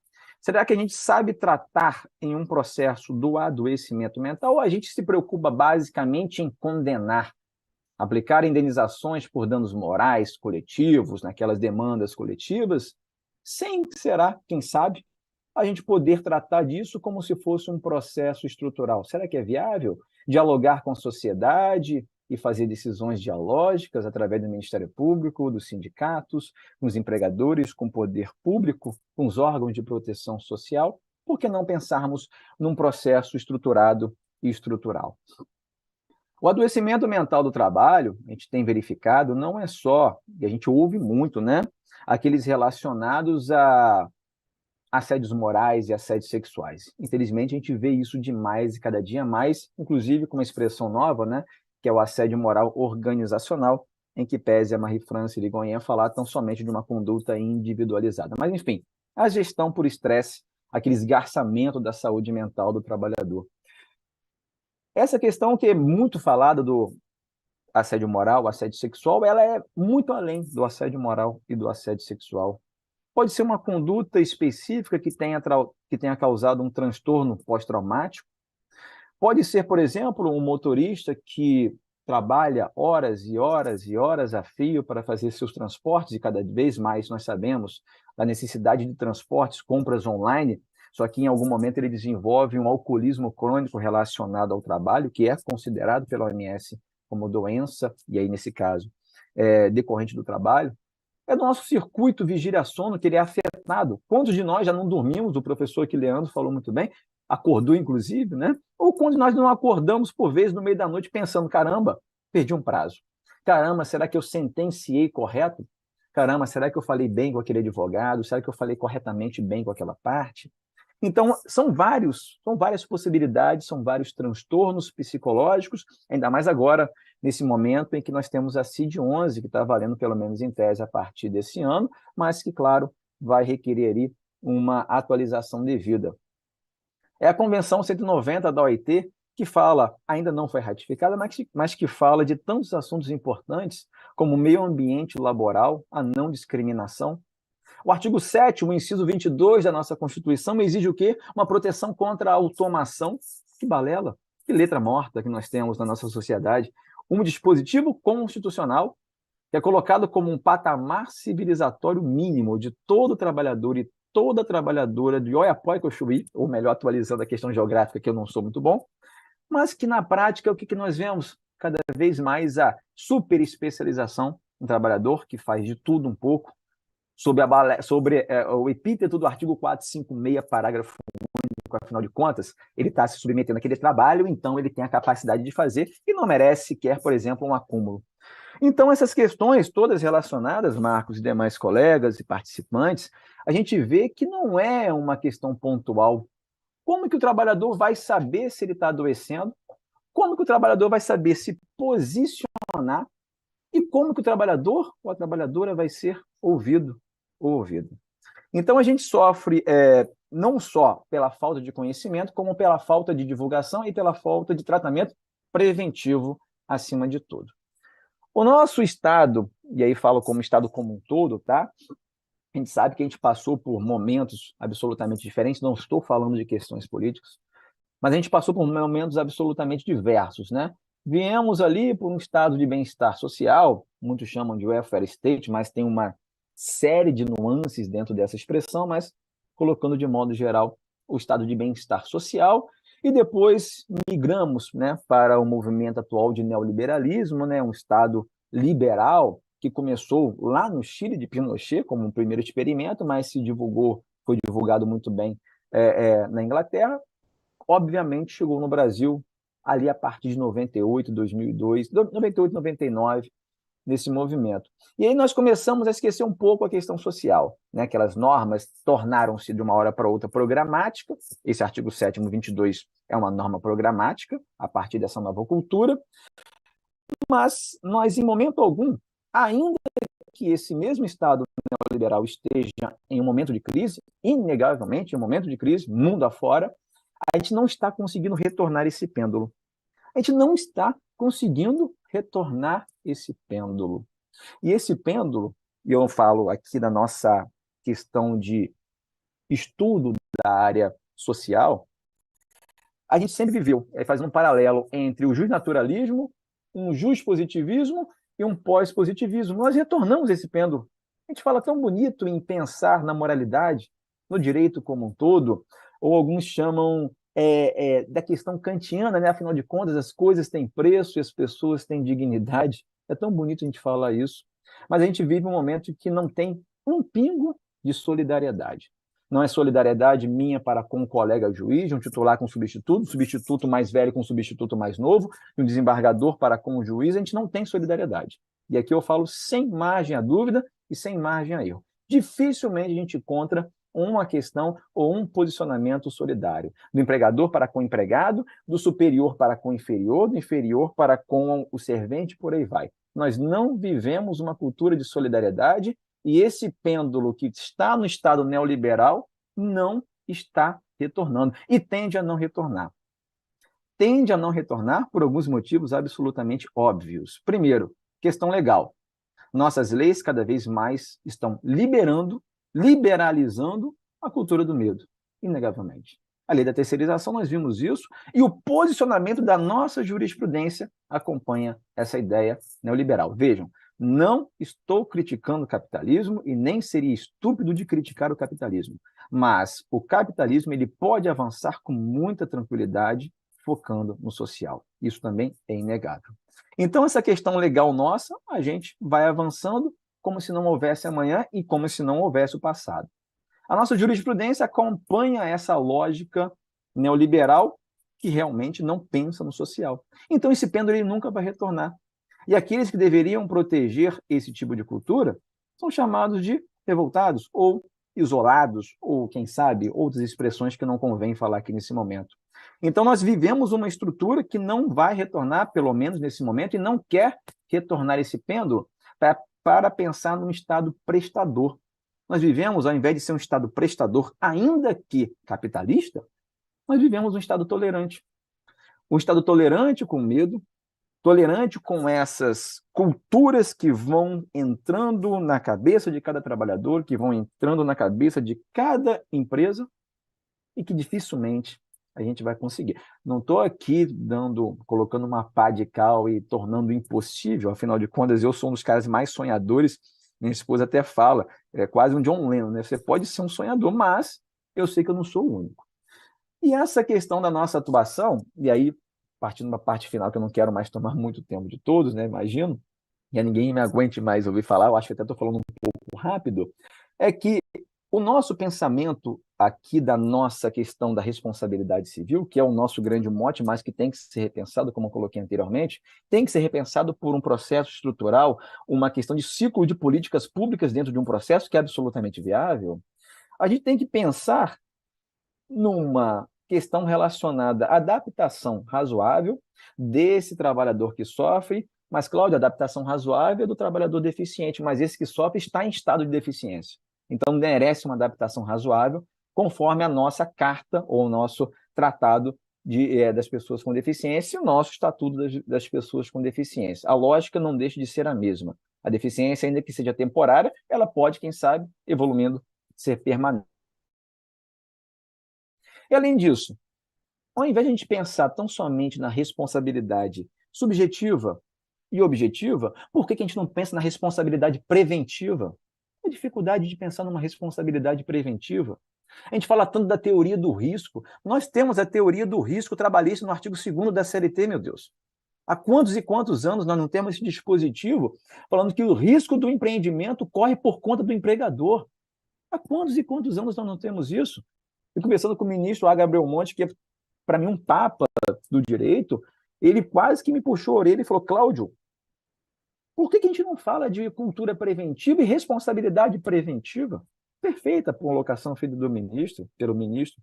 Então, ao invés de a gente pensar na cultura punitiva, vamos repensar, todos nós, tá? Todos nós, os advogados, sindicatos, Ministério Público, magistratura do trabalho, aqui o nosso foco é a área trabalhista, vamos repensar em como, então, já que o nosso Estado tolerante não está agindo, e aqui eu não estou falando aqui em violação a poderes da República, em violação ao Executivo ou ao Legislativo, não estou falando aqui de poder contramajoritário, mas será que a gente não pode reviver ou pensar em viver numa cultura dialógica entre todos nós, entes que têm a responsabilidade social?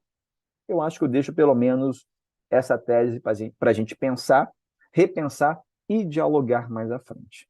Aqui meu tempo está esgotando, tenho mais um minutinho, mas eu deixo aqui para o meu querido mestre Berthier falar melhor do que eu, modéstia à parte, esse cara é nota 1000, Marquinho e todo mundo que já falou anteriormente. Muito obrigado, tá, pessoal? Desculpe aqui a fala um pouco apressada, mas pelo menos o tempo era curto, mas eu fico aberto a diálogo aí, fiquem à vontade, agradeço demais pelo carinho e pela gentileza. Marquinho, um abraço, amigo. Nós te agradecemos, Cláudio, meu querido amigo, pela exposição muito, eu diria, cirúrgica, né, desse aspecto preventivo, da possibilidade da gente conhecer e estudar melhor o que é processo estrutural. Tenho certeza que tem muita gente no chat que não sabe nem o que é isso. Mas é importante, né, vocês que vão trabalhar com direito, os advogados, né, nós juízes já estamos nos debruçando sobre isso, mas a ideia de processo estrutural é uma ideia muito interessante para tratar desse assunto, né? Bom, só queria falar aqui, queria agradecer a minha querida Jane, que está lá aí no chat, né, Jane, de me direcionando aqui os comentários, muitos elogios para o Leandro, viu, Leandro? A Suzy e o Christian parabenizando e agradecendo o Leandro pela sua sensibilidade, pela sua didática, devem ser seus alunos, né? Muita gente ainda repercutindo a colocação do Dr. Érico, do Cláudio, né? Que foi muito bem, colocou muito bem, a nossa querida Cissa, né? Uma nossa colega, juíza aqui do TRT da Primeira Região, elogiando, né, as palestras. E, para fechar com chave de ouro, né, vamos então receber alguém que ele é mais do que amigo, mestre. Berthier é um exemplo, né? Acho que para muita gente, né, Cláudio, Leandro, que conhecem da área jurídica, nós conhecemos esse procurador que faz da vida dele para a gente um exemplo de vida. Eu tenho o privilégio de ser amigo dele, eu conto isso para todo mundo, com muito orgulho, né? E passo, então, para fechar com chave de ouro o nosso encontro, para o procurador-chefe do Ministério Público do Trabalho no Rio de Janeiro. Ele é mestre e doutor em Direito, é professor da Universidade do Estado do Rio de Janeiro, professor da Pontifícia Universidade Católica do Rio de Janeiro. É um mestre, né, que está aqui no nosso meio, e para a gente desfrutar assim, das suas reflexões, meu querido amigo João Berthier, passo a palavra, querido. Muito obrigado, Marcos. Bom te ver aqui, Cláudio. Prazer te conhecer, Érico. Bom te ver, Leandro. Se o tema assim é assédio, vocês botaram uma baita pressão em cima de mim, né? Mas, enfim, tudo bem, né? Tá certo, vamos lá. Olha só, é uma honra estar aqui. Esse é um tema que me preocupa muito. E eu começaria dizendo o seguinte, né? Às vezes eu fico pensando como não é a vida de um índio, né? Na floresta. Como é que ele acorda, vai pescar, vai caçar, fazer um vaso, aí desenha lá alguma coisa no vaso para fazer uma assinatura no vaso, aí vive com a tribo, né? Ele certamente não enfrenta problemas que a gente enfrenta, né? Ele está num outro ambiente onde o ser humano, para mim, tem mais facilidades, por um lado. Tem menos conforto, talvez, mas talvez tenha mais serenidade para levar a sua vida mais perto da natureza. Enfim, né? Tinha lá iluministas que falavam, né? Temos que torturar a natureza para descobrir todos os seus segredos. Sei lá se vale a pena torturar tanto assim a natureza, mas não se passa borracha na história, é o estágio ao qual a gente chegou, né? E aí eu vou começar contando uma história. Uma vez eu estava dando aula na PUC e tinha uma aluna que sempre se atrasava, quando não aparecia lá. Uma jovem estudante lá da PUC, onde eu sou professor há muito tempo, ela volta e meia, chegava atrasada, não ia, e ela tinha uma preocupação de se explicar para mim. Eu nem faço chamada, mas ela sentia essa vontade de se explicar. Ela sempre falava: Ah, porque não deu para sair porque o meu escritório, não deu para sair porque o meu escritório, não deu para sair porque o meu escritório. Ah, até o dia que eu falei, o escritório não é seu. Talvez você seja dele. Esse é o problema. Muito cuidado, porque é bacana ter sentimento de pertencimento quando se integra uma estrutura. É bacana você se sentir parte de uma estrutura, seja pública ou privada, mas tem que ter cuidado com isso, porque se você se achar tão pertencente assim, você pode se anular, né? E pode até ceifar o próprio futuro, né? Eu me preocupo muito quando eu vejo estagiários que prestigiam o estágio em detrimento do estudo. Porque esse é um mau começo, né? Você está aprendendo já a cuidar mais da estrutura do que de si mesmo. Porque uma coisa é certa, o estagiário, onde quer que ele esteja, está em lugar que não é dele. Muito provavelmente lá não está o futuro dele. E, aliás, se dedicar muito lá, não se prepara para si. Então, talvez a gente tenha que fazer essa advertência, quer dizer, cuidado, dediquem-se a vocês mesmos estudando. Há uma pressão de se encaixar logo no mercado, botar logo um terno e gravata. Não é o caso. O terno e a gravata podem esperar. O estudo é mais importante nessa hora, né? E você, quando está estudando, se sente muito humano, se valoriza, se prepara e vai querer coisas boas para você. Estudar não gera só conhecimento, gera perspectiva. Uma perspectiva que um estágio muito opressivo tira. Essa é a grande diferença. Um estágio opressivo tira a tua perspectiva. Estudo profundo te dá perspectiva. E é um bom começo que o ser humano tem perspectiva. Os outros bichos vivem o momento. Nós não. Nós temos percepção de futuro. Então, eu começaria lembrando esse fato dessa aluna que olha, cuidado, né? Você não é o meu escritório. Não, você está errado. Você que está sendo do escritório. Isso não é bom para você. Isso pode contaminar e dificultar o seu futuro. Mas, enfim, isso faz parte, na minha opinião, desse mundo, né, que, usando lá o que fala o Byung-Chul Han, aquele filósofo coreano, é a tal sociedade do cansaço. Né? Você se arrebenta de trabalhar, né? Você esposa um otimismo que, no fundo, não se explica e chama isso de sucesso. Isso é muito preocupante. Né? Quer dizer, o sucesso está ligado a isso, a você se matar de trabalhar, a você exteriorizar um otimismo que, se você cavucar, você não está tão feliz assim. Então, é muito preocupante isso tudo, essa sociedade do cansaço, né? Onde você está obrigado a se dedicar ao trabalho e se sentir bem quando, no fundo, você não está. É muito curioso, né? Eu não sou juiz, né? Estou aqui com 2 juízes, né? Mas a gente escuta muito depoimentos em juízo, né? E quando o tema é dano moral, volta e meia a pessoa começa a falar do sofrimento que teve. Isso acontece muito. Ah, eu fui ofendido, fiquei muito abalado, sofri. Eu acho que nós, do direito, às vezes, a gente começa a se meter nas áreas que não conhece, né? Eu, quando vejo alguém relatando o próprio sofrimento, a minha preocupação é, será que alguém sabe depor tão bem assim sobre o próprio sofrimento? Será que a pessoa conscientemente, ela vai relatar o grau de sofrimento que ela tem? Eu diria que não. Às vezes a pessoa sofre tanto na vida que cria casca. E nem parece estar sofrendo, sofre mais do que o outro se debulha em lágrimas. Enfim, o que eu quero mostrar é que essa sociedade que a gente vive hoje, ela é angustiante, penso eu. É difícil viver nesse mundo, né?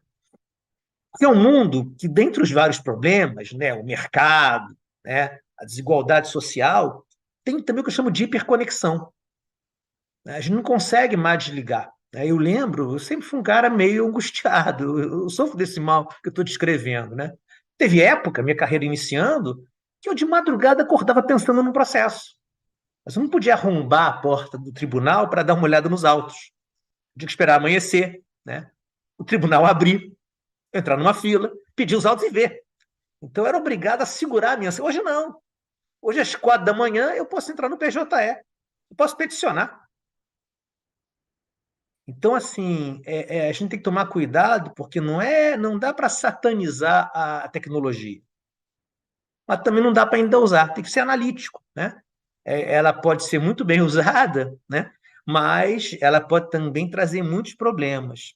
Enfim, o que eu estou dizendo para vocês, né, é que esse século não vai ter por grande mal a Covid. Por mais que tenha sido uma tragédia brutal, né? O grande mal desse século é a saúde mental. Não tenho dúvida disso. Quando esse século XXI fechar, a conclusão será essa, na minha humilde opinião, que foi o século da saúde mental muito atacada, muito vilipendiada, né? É a tal história, né? Só para pensar nessa noção de hiperconexão. Houve tempo em que o trabalhador saía do trabalho, batia ponto de saída, sem celular no bolso, entrava num ônibus, desconectava de fato. E chegava na casa dele, onde se bobear, o telefone nem existia. Eu sou do tempo que o telefone fixo era caro, né? Você demorava a conseguir e era caro. Então, assim, a desconexão não era um direito porque era um fato, né? Não tinha por que dar roupagem jurídica porque era fático. Não precisava de lei, de jurisprudência, teoria jurídica, era fático. Eu bati o ponto. Estou na rua. Chega uma hora que o grito do meu gerente não vou escutar. Fulano, volta, não vou escutar. Entro no ônibus, vou embora, e vou para casa, e não tem celular em casa, não tem telefone em casa. Hoje não. Hoje, de fato, a tecnologia nos conecta, né? Isso é inevitável. Isso é inevitável. Então tem que saber trabalhar com isso. Porque, né, não nos livraremos dela, a tecnologia, né? A história ela é imprevisível, mas voltar ela não volta, né? Nós estamos condenados pelo nosso passado. Isso aí não tem como. O passado condena, né? E não tem ação rescisória. O passado é o passado, né? Pois bem, o que eu estou dizendo é que mesmo que eu esteja em ambiente não assediante, eu vou ter questões de sofrimento. Mesmo, né? Enfim, o problema talvez seja mais profundo, então. Eu posso estar numa empresa onde não há uma prática de assédio. Não tem o assédio individual, não tem o assédio coletivo, não tem o assédio sexual. Eu estou num ambiente onde não tem um assédio ali. A figura do ilícito. Um ambiente de comportamentos, por assim dizer, lícitos, para pensar o direito. Mas ainda assim vai ter sofrimento. Porque o mundo, tal como acabou caminhando, virou isso onde vivemos, né? É curioso, né? Eu sempre achei que o Brasil, quando a Constituição de 88 nasceu, eu tive professores que me ensinaram que aquela Constituição era muito boa, estava à frente do Brasil, mas não tanto, né? E eu confesso a vocês que com o tempo eu fui discordando desses professores, né? Esse papo de que a nossa Constituição é uma norma à frente do nosso tempo, mas nós estamos ali, logo atrás dela, tentando chegar. Eu sempre achei que não. Sabem por quê? Porque quando eu olhava a nossa Constituição de um lado e do outro via as relações de trabalho e o trânsito no Brasil, eu percebi que nós não somos tão civilizados assim. Curioso, né? Porque nas relações de consumo, nós até vamos bem, né? As empresas não enganam tanto assim, devolvem mercadoria, trocam mercadoria. A política, até um tempo atrás, parecia consumo no Brasil, hoje parece trânsito, né? Hoje parece hoje, o pessoal buzina, está fechada, xinga, né? Nós pioramos, quer dizer, qualquer sociedade tem coisas boas e coisas ruins. Nós éramos bons. Consumo e política. Ruins, trabalho e trânsito. Hoje, a política parece o trânsito. Então, notem, isso tudo para mostrar que sem o assédio já está difícil. Com ele, fica dificílimo, né? E aí, tem um assédio individual, que para mim é um assédio propriamente dito, quando aquele assediador escolhe quem ele vai perseguir, né? Elege lá uma ou algumas vítimas, né? Com as críticas mais ferozes, a vigilância mais intensa, os apelidos vexatórios, enfim, aquele assédio individualizado. Mas tem um assédio coletivo, a gestão por estresse, né? O vendedor que pior vende, bota chapéu de burro na reunião da empresa. Quem pior trabalha é ofendido pelo chefe. São formas de sofrimento, né? Eu até acho que, como MP, para mim tem uma diferença importante, né? Não assim para o tema teórico do assédio, mas pragmático. Por quê? Quando numa empresa há um assédio moral, individual, a empresa até pode ser boa.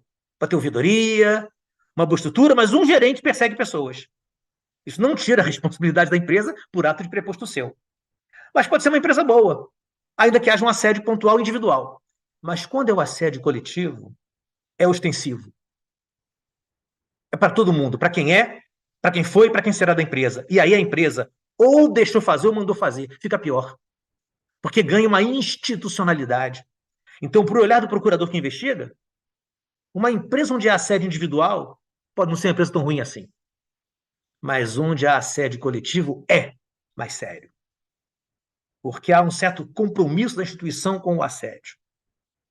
Há um certo compromisso. Mas, pessoal, claro que dá para botar o assédio sexual aqui. Eu sou dos que acham que o assédio sexual é o assédio moral com a finalidade sexual. Não vejo tanta diferença assim. Mas, enfim, o que eu estou mostrando é que quando o assédio vem, as coisas pioram muito. Pioram muito. Num ambiente já difícil de viver, né? É curioso, a nossa sociedade é uma sociedade de muito conforto e muito sofrimento, o que é uma contradição, né? Nós temos ar-condicionado, temos congeladores, Netflix. É curioso, né? É uma sociedade que deu ao ser humano um conforto como nunca houve, e um sofrimento talvez como... Quer dizer, claro que nas guerras você pode sofrer muito mais do que hoje em dia, numa guerra ali, como a Segunda Guerra Mundial, que estava lá. Mas, assim, eu acho que o nosso modo de ser de sociedade, na nossa paz, ainda assim há muito sofrimento. Por isso que é muito importante combater o assédio, porque combatendo ele, nós nem ficaremos tão bem assim. Né? A gente é obrigado a falar a verdade para as pessoas, é isso. Né? Se a gente combater o assédio, nós ainda assim não ficaremos tão bem. Então, o que fazer? Né? O Cláudio falou do Lipovetsky, né? Eu acho também um autor fora de série, né?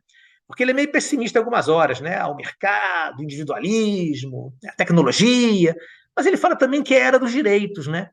Da liberdade sexual. Então, assim, o que a gente pode fazer? Primeira coisa é a tomada de consciência. Né? Tem um filme que eu gosto muito, A Classe Operária Vai ao Paraíso. É um filme italiano, anos 70, né? É um trabalhador, claro que ali não era saúde mental, era coisa mais da época, era de trabalho típico, né? Ele perde lá uma parte da mão no infortúnio trabalhista. Mas qual é o enredo? Não vai ter spoiler, não, só uma parte do filme que eu vou contar. A Classe Operária Vai ao Paraíso. É um trabalhador, que é aquele trabalhador braçal. Braçal e operário padrão. Produz muito, não para de trabalhar, não dá bola para sindicato, não participa de fala de empregado mal do empregador, ele trabalha. Quando ele trabalha, o empregador adora ele. É aquele chamado pacato operário. Trabalha até a hora que ele sofre um infortúnio trabalhista. E aí ele vira o fio. Né? De um cara absolutamente conformado com o mundo, que guardava para si seu sofrimento, ele vira um sujeito daqueles que está com fogo no barraco, ele vai para cima, né? Se mete em confusão, e se liga a estudantes. Né? E aí se mete lá em protesto com estudantes, e uma certa hora ele vai para os estudantes que estavam abandonando a causa trabalhista para ir para uma causa outra, sei lá, proteger um museu. Estudante pode ser volúvel, a fase da vida permite isso. Né? E aí ele percebe que os estudantes não estão mais com ele. E ele solta uma frase, né? Um trabalhador tem que pensar com a própria cabeça. É isso. O diretor do filme A Classe Operária Vai ao Paraíso é um marxista. Então, a classe operária vai ao paraíso, o marxista não vai achar que tem paraíso. Então, o paraíso para o marxista é tomada de consciência. É o cara pensar com a própria cabeça. Né? Aliás, nesse mundo de internet, né, de fake news, uma frase do Montaigne, um grande iluminista: mais vale uma cabeça bem feita que uma cabeça cheia. Não é verdade isso. Essa verdade iluminista vale muito mais para hoje em dia, onde há hiperinformação. Não adianta absorver muita informação, porque não vai adiantar uma cabeça cheia, mas vale bem feita. Resultado, é muito importante que se faça tudo que se possa fazer para que as pessoas tomem consciência do mundo onde estão. Isso é dificílimo. Né? Mas cada pessoa pode fazer um esforço pessoal para si e pode vir também ajudar outros conversando. A ideia de tomar consciência de onde estamos. Não seguir a manada. Né? É curioso, né? Eu entro, às vezes, né, numa conversa com alguém que trabalha com Uber, né?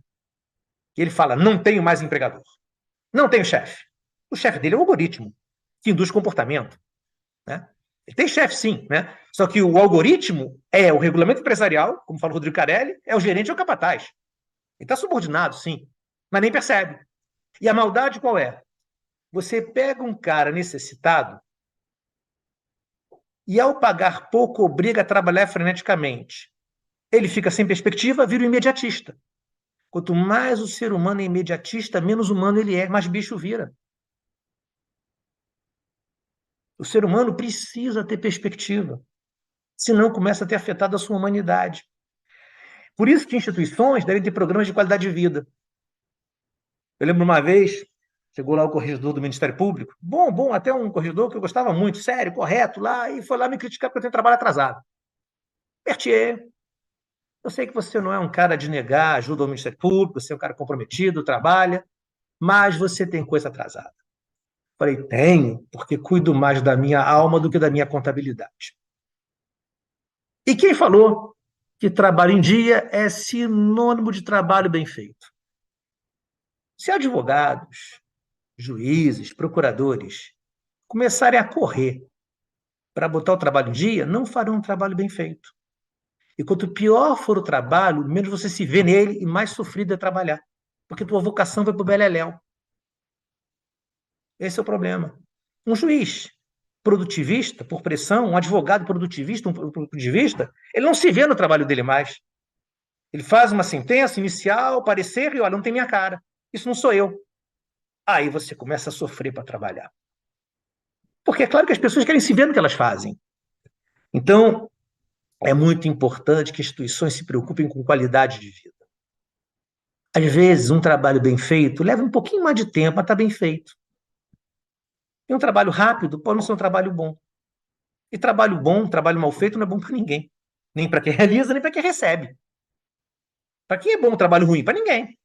Quem fez está feliz, quem recebeu não recebeu coisa boa. E claro que os sindicatos aqui têm um papel a cumprir, do qual não tomaram consciência ainda. É muito importante que tomem. E o MP, né? Pode fazer o MP nisso, já que estou aqui pelo Ministério Público. Eu acho que o Ministério Público aqui ele tem que cumprir a face investigadora dele. Chegou notícia de fato, é para investigar. Investigar, né? É a tal técnica de obtenção da informação indisponível. Isso é investigar. Teoricamente é isso. Investigação é a técnica de obtenção da informação disponível. É descobrir o que não vão te dizer de bandeja. Mas eu diria a vocês que nesse assunto, essa face mais assim, de conflito do MP, porque investigar é atritar também, é uma atividade invasiva. O investigado não quer ser investigado, ele se sente invadido. Não é o melhor caminho. O MP aqui talvez tenha que pensar em usar procedimentos promocionais. Os chamados promos.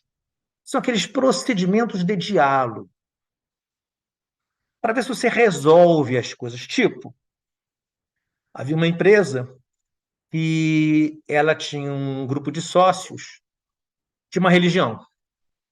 E havia uma liturgia na empresa, na hora do trabalho, que empregados podiam ir caso quisessem. Então, assim, não era obrigatório, mas era durante a jornada. Quem quiser vai lá rezar com os donos da empresa. Bom, se eu fosse um trabalhador dessa empresa, eu ia ficar preocupado com isso, porque, assim, por mais que não fosse aquela religião, né, se uma hora a empresa fosse mal, quem iria embora? Quem rezou com o patrão, quem não rezou com o patrão? Né? Quem Deus ia proteger nessa hora? Né? Ou será que não é Deus, é o patrão? Né? Mas, enfim, quer dizer, não é, e realmente na investigação não era obrigatório ir no culto. Mas qualquer empregado, como ser humano que é, tem perspectiva. Ele percebe isso. Olha, se eu não for, talvez rezar me coloque mais perto do desemprego. Eles iam lá rezar sem vontade. E nesse caso, assim, pelo que o colega relatou, não havia assim um ânimo de ameaçar, mas ainda assim acabava havendo uma ameaça, porque a relação é uma relação de poder, né? E aí foi uma conversa com essa empresa, não faz mais isso, né? Reza no templo, mas não na empresa chamando os empregados para rezar, porque isso é angustiante. Vai ter gente lá fazendo o que não quer.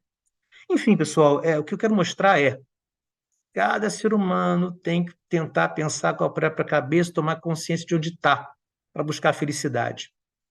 As instituições devem ter programas de qualidade de vida para ver se o ser humano consegue ter uma vida boa trabalhando lá e nem sempre fazendo o que ele gosta. Trabalhar é isso, né?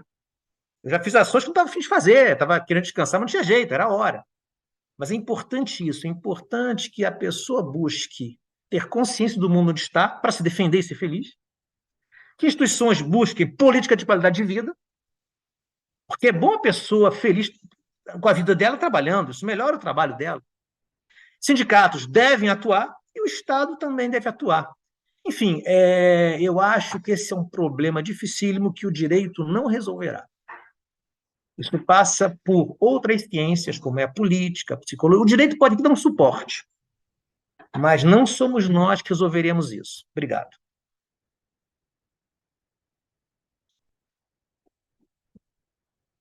Sem palavras, Berthier, muito obrigado por tuas reflexões, né? Muito importante. Eu me lembro que quando o PJE começou, em 2013, o meu primeiro raciocínio foi assim, eu vou mostrar para os advogados que juiz também trabalha sábado e domingo. que a gente não trabalha só terça, quarta e quinta. E comecei a fazer sentença sábado, publicar no PJE domingo, Bertier, sábado e domingo, né? Você sabe quando eu caí, né? Caí em mim, aquele momento que você cai em si, né? Quando eu publiquei uma sentença sábado, meio-dia, quando deu 1h30, o advogado entrou com embargo de declaração. E aí eu percebi, cara, eu estou com um problema, e esse advogado também, porque está consultando o PJE sábado, né?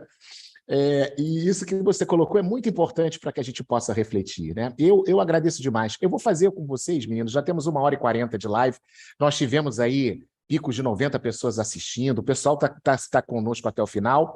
Eu vou fazer o seguinte, uma rodada final bem rápida, né? Vou pedir que vocês, no máximo, 3, 4 minutos, façam uma consideração final, mas eu vou provocar o Leandro, tá? Vou provocar o Bertier e o Cláudio com uma pergunta, vocês dão uma saudação final e respondam o mais breve que vocês puderem. E vou começar com o doutor Eric, só pedindo, doutor Eric, a nossa colega, a Márcia Regina, que é uma excelente juíza que nós temos aqui, ela comentou no chat assim, acho que esse é o maior desafio, compreender que está sendo explorado, compreender que está sofrendo, aceitar que está sofrendo por causa do trabalho.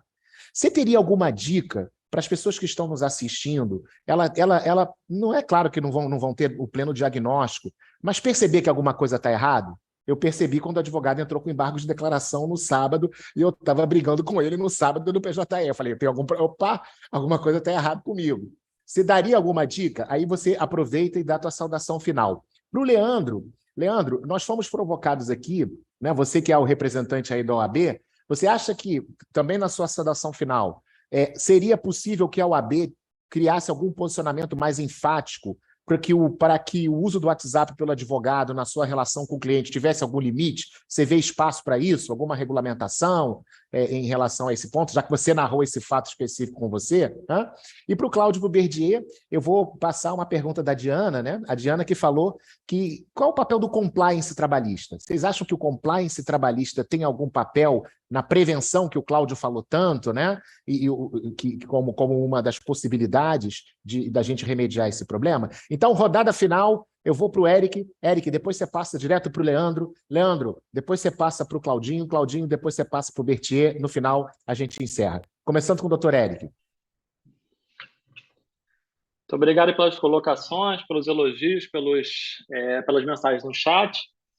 Bom, respondendo à doutora Márcia, é muito difícil para a gente, e mesmo para mim, que sou profissional de saúde mental, avaliar a si mesmo. Então, muitas vezes, a gente está sob um sofrimento, ou a gente está adoecido e não percebe. Então, uma coisa muito importante em primeiro lugar, falar, seja com amigo, seja com um companheiro, idealmente com um profissional. Acho que a grande maioria das pessoas que está nos escutando tem angústias que devem ser tratadas em psicoterapia. Eu mesmo sou paciente de psicoterapia há 12 anos. 12 anos com o mesmo cara, porque antes já fiz mais também. Então, assim, colocar para fora, falar é muito importante. E eu acho que tem uma dica, se eu puder dar, que é a seguinte: todo dia, quando você levantar, você tem que se olhar no espelho e falar, tá tudo bem comigo? Se a resposta for não, muitos dias consecutivos, alguma coisa provavelmente está errada em relação àquilo que a gente comentou no início sobre o Durkheim. As relações sociais, seja a sua relação conjugal, seja a sua relação com o trabalho, e aí já é um sinal de alerta. Então, eu acho que o principal no automonitoramento é você escutar muito a terceiros, porque se autoavaliar é muito difícil. E aí eu deixo um abraço, agradeço, achei fantástica a exposição, muito acima da minha expectativa, porque eu não sou da área jurídica, né? E falei, poxa, vai ter um monte de juridiquês lá. Achei fantástica a exposição, meus parabéns, e estou honrado por ter feito parte dessa live aqui. Passando a palavra para o Leandro. Tá bom. Obrigado, Eric. Agradecer, né, todos e todas aí que estiveram conosco. Essa mesa muito agregadora, né, agregadora de conhecimento. Eu saio daqui muito diferente do que cheguei. Eu acho que isso é muito importante, né? Bom, o Marcos me perguntou aqui sobre alguma pergunta que apareceu sobre o posicionamento mais contundente do OAB, né, em relação ao tema do WhatsApp e tudo mais. Marcos, eu acho que orientação. Eu acho que palestras, prevenções, mas eu não enxergo a OAB, por exemplo, no meu sentido, meu humilde sentir aqui, tendo uma atitude mais contundente, não porque ela não queira, mas, de repente, porque ela não possa, né? Para não entrar na própria esfera privada, na própria intimidade do advogado, né? Eu fico imaginando a OAB, por exemplo, proibindo o advogado de fornecer o WhatsApp, tudo. Eu não consigo visualizar isso. Eu consigo, sim, visualizar uma união da classe, cada vez mais, né? Muito contato entre nós, advogados, os advogados, principalmente os trabalhistas, tá, gente? Sem querer puxar sardinha para o nosso lado, mas precisamos muito um dos outros, né? E eu acho que o papel da OAB deve ser um papel informativo nesse caso, tá? Eu não vejo como, eu repito, não vejo como a OAB ter qualquer tipo de contundência nessa relação. Obrigado mais uma vez, viu, gente? Passando aqui a pergunta da questão do Marquinho, em relação ao compliance, né? O compliance, na verdade, agora a gente tem ouvido falar mais, né, sobre essa questão do compliance, que é um programa de conformidade da empresa, né, em que se busca naturalmente ver se tem questões em desconformidade, ver o que pode ser corrigido, como melhorar, né? Então, o compliance trabalhista, ela trabalha desde a formação da sua empresa até a extinção dela. Então, é um programa que é necessário demais para as empresas. Então, não pensar tão somente no contencioso, mas, acima de tudo, nessa formação da própria empresa. E essa questão da saúde mental é completamente inerente ao compliance, mas não sob uma ótica de simplesmente abrir um canal de reclamação, um canal, uma ouvidoria, porque aí vem uma parte talvez muito perigosa. A professora Maria Maeno, que é pesquisadora da USP, médica do trabalho, excelente, nota, não vou nem dizer o número aqui, que ela é fora do padrão. Ela coloca o seguinte: olha, essa questão de você abrir o diálogo, ela tem que ter muito cuidado, porque ao abrir o diálogo, acabou que o doutor Leandro que ponderou algo parecido nesse sentido, você acaba invadindo a esfera individual do trabalhador e comunicando ao empregador: olha, ali tem um trabalhador doente, ali tem um trabalhador que está em vias de adoentar. E ao comunicar isso, antes dele adoecer, você sabe que vai ter um problema em breve, você pode dispensá-lo. Hoje em dia, o Conselho Federal de Medicina, por exemplo, ao alterar a resolução relacionada ao médico do trabalho, a última resolução agora, de agosto de 22, ele dá esse poder ao médico do trabalho da empresa. Ele é um funcionário da empresa. Ele vai ouvir o trabalhador, mas ele pode muito bem comunicar o empregador. Olha só, acaba, né, violando o sigilo médico. Olha que situação absolutamente esdrúxula que o Conselho Federal de Medicina acabou permitindo a partir de agora. A resolução anterior não falava disso. A partir de agosto desse ano, ele pode, porque ele é um empregado, ele é um funcionário do empregador. Então tem que ter muito cuidado como fazer isso com elementos externos à empresa e que impeçam esse tipo de comunicação diretamente com o empregador para dizer pontualmente quem está com o quê, para evitar esse tipo de conduta, a meu ver.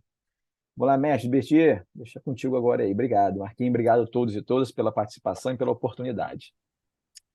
Bom, vamos lá, questão do compliance. Nada contra, eu acho que qualquer instituição deve se preocupar com rotinas corretivas. Perfeito, acho que isso pode contribuir sim, né? E na correção das rotinas você pode ter uma empresa melhor para se trabalhar, você pode coibir assédio, mas notem, na minha palestra falei de programas de qualidade de vida, que eu acho que é uma ideia um pouquinho mais ampla. Quer dizer, o compliance, para mim, tem muito a ver com o trabalhador na empresa. Qualidade de vida é como a empresa se comporta para a pessoa ter uma vida boa. Então, assim, eu acho que compliance para mim não basta, porque é um olhar que a empresa faz para ela mesma como ela se comporta, né? Mas talvez uma ideia de QVT seja uma ideia melhor.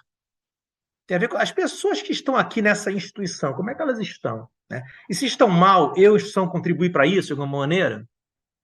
Essa é a questão.